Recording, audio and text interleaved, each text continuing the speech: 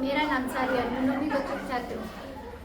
सांस्कृतिक गौरव पहचान और समुदाय के लिए एक सकारात्मक शक्ति हो सकता है, लेकिन जब यह अत्यधिक या अहंकारी गौरव बन जाता है तो यह गंभीर समस्याओं को जन्म दे सकता है।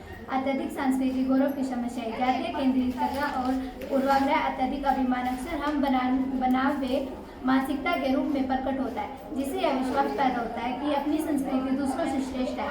इसे पूर्वाग्रह, रूढ़िवादिता और विभिन्न पृष्ठभूमि के लोगों के प्रति सम्मान की कमी बढ़ावा मिलता है। भेदभाव और बहिष्कार।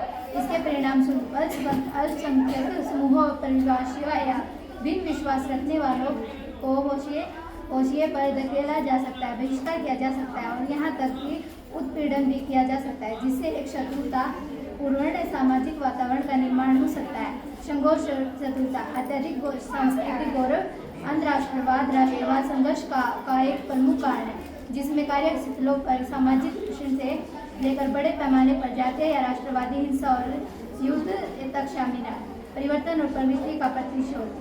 किसी की संस्कृति के प्रति आलोचनात्मक, उदासीन दृष्टिकोण हानिकारक पारंपरिक प्रथाओं जैसे बाल विवाह को स्वीकार करने या संबोधित करने से इनकार कर सकता है, जो आधुनिक मानव अधिकारों और मूल्यों के साथ संघर्ष करते हैं। समृद्धि के अवसर गवा देना। अनुचित रूप से रवैये वाले व्यक्ति और समाज सांस्कृतिक समृद्धि रखने, सीखने और प्रगति से वंचित रह जाते हैं, जो अन्य संस्कृति के साथ बातचीत करने और उनसे सीखने से प्राप्त होती है।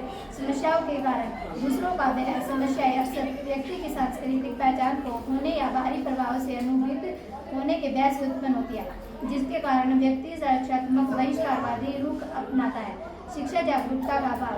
अन्य संस्कृति की समिति समझ तथा अपनी संस्कृति के प्रति गैर आलोचनात्मक दृष्टिकोण रूढ़िवादी और पूर्वाग्रह को बढ़ावा दे सकता है। नेताओं द्वारा सार्वजनिकरण। संस्कृति और गौरव का अक्सर राजनीतिक या गैर राजनीतिक तत्वों द्वारा विभाजन पैदा करने, मतदाताओं और लाभबंद करने या अपने स्वयं के एजेंडे के लिए संघर्ष को उचित ठहराने के लिए हेरफेर किया जाता है।